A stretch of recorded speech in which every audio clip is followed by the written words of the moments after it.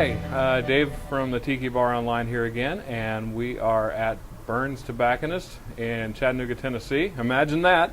And today we've got Mr. Clint Aaron from 262 Cigars with us. He is traveling the country right now to do debut events for the Manifesto, which is your brand new cigar debut and maybe closeout too, because there's I think so, not many of them. So Yeah. once they're sold out, they're sold out. So tell us a little bit about we were talking about your schedule a few minutes ago. Yeah, and before you came here, you've been. I was home for 4 days in February, between doing the Manifesto launch and other scheduled events, and I had to go down to Florida. We had our annual sales meeting, and so it was 4 days since that I got to sleep in my bed this month. So kind of to segue into the Manifesto, this is the 50th anniversary of JFK signing the embargo, and that's where 262 comes from, is February of '62. So what we did is we did 262 10-count numbered boxes of the cigar to I guess commemorate that, and I know everybody probably right now is throwing a brick through the screen with JFK, understandable, but the fact of the matter is this helps to raise awareness. Right. The Manifesto, it was designed with this concept in mind of, we need to get back to our roots. We need to get back to standing up for what we believe in and fighting for our right. Cigars are a legal product, and you're seeing taxations and smoking bans and different regulations that the government officials are enforcing and they're enacting into place, but they're not following these rules and regulations. And so this is kind of a call to arms, and it's a way to help raise awareness. We did an event at a shop and signed up 7 guys for the CRA that night. They had a kiosk there, a computer there, and we signed up 7 guys, and almost all the guys either signed the petition or had already signed the petition for the FDA. So again, the Manifesto is just kind of a way to raise awareness. So Okay, very good. I remember one of the reviews I did of one of your cigars a year or two ago.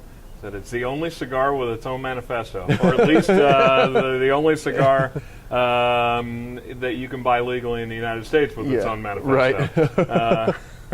But now the manifesto has been on your website as far as the words of the your document, belief, your doctrine as a company, which I found a great way to introduce people. It's evocative, provocative. Yeah, it's scandalous. It's like. Right. Hey, this is who we are. Right. Well, I don't have any tobacco heritage. I wasn't born in the fields wrapped in a swaddling tobacco leaf, but something that rings true with all cigar smokers, and we're starting to see the government creep in and take away our rights. I was in Louisville doing an event, and you cannot smoke cigars inside the city of Louisville unless I think there's an exemption at Churchill Downs.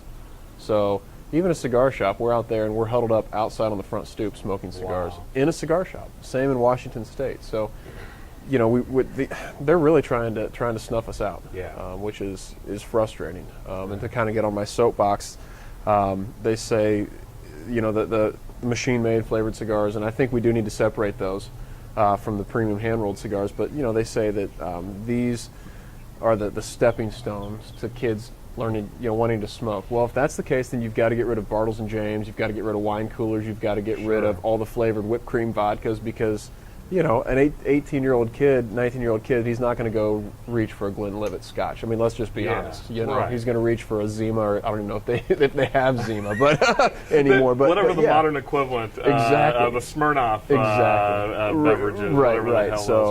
So this again is kind of our call to arms to stand up for that, because the alcohol, they have such a force with the lobbyists, more so than the tobacconists do. So. It's just, again, we're just trying to beat that drum and really beat a dead horse of, hey, if you guys don't stand up, they're gonna take this away. Right, so. And they will. Yeah. Besides the Manifesto, you've also just recently released the Paradigm Lancero, which is one of my favorites that's come out this year, and a new shape for you on your original line. Yeah, everybody was going to the bigger is better, and we kind of took a step back, and I try to ask my retailers in certain areas in different demographics what's selling, and some of the guys say, I can't give a 660 away. All my guys want Coronas and Lanceros, and My goal is to turn every shop in America into a Lancero shop, one by one. But shops are there? there's a lot. Wow. But you get so much more flavor on, Yes. on the smaller ring gauge cigars, and it's just, we took our first shipment, first delivery in December, early December, and I believe we sold out that month of December. We Right. sold through our initial first shipment of the Lanceros, so Right. several reorders were taking place. So it really, it's a neat cigar, 738 pigtail, the true Cuban. Traditional Yeah. Lancero Yep. size and everything. Yeah, and it's. I have a review coming up soon. I don't know exactly the date off the top of my head, but the review's coming up, and I liked it a lot. Yeah. It's really. I like your Paradigm line, especially the one that you always say is your go-to, the The box press Toro, yeah. Really good cigar, but this is just a revelation. Yeah. Totally takes everything that's good about it and amps it up. Yeah. So, what about the ideology? Anything new happening with it? We've got some tricks up our sleeve for that. We're looking at a True Robusto 550, just kind of kicking the idea around about that. And to go back to the Lancero, the 660 craze, certain pockets of the country are still big onto that. Sure. And I swore I would never do a 460, and I did. And I swore I would never do a 660, and I may have sold my soul to the devil. Uh-oh. We may be coming out with one. If I have anything to say, we won't. But again, we want to do a good job of providing our customers with Sure. what they like. So Sure. we're kicking that around, and we're working on some new blends as well. Very good. Looking at a couple different, some neat blends. Okay. So you may have something out for the big Maybe, show. maybe in for the August. show, yeah. Okay, If we can. maybe something to bring us to the Tweet give Up? to the public at the Tweet Up a Yeah. couple weeks later. Uh-huh. That'd be really good. Yeah, so we're Put a plug in for the Tweet Up here. This man will be at the Tweet Up. Yep. August 24th and 25th here in Chattanooga. So if you haven't decided yet whether to come or not, please do. I looked at the lineup, and it is spectacular who's going to be here.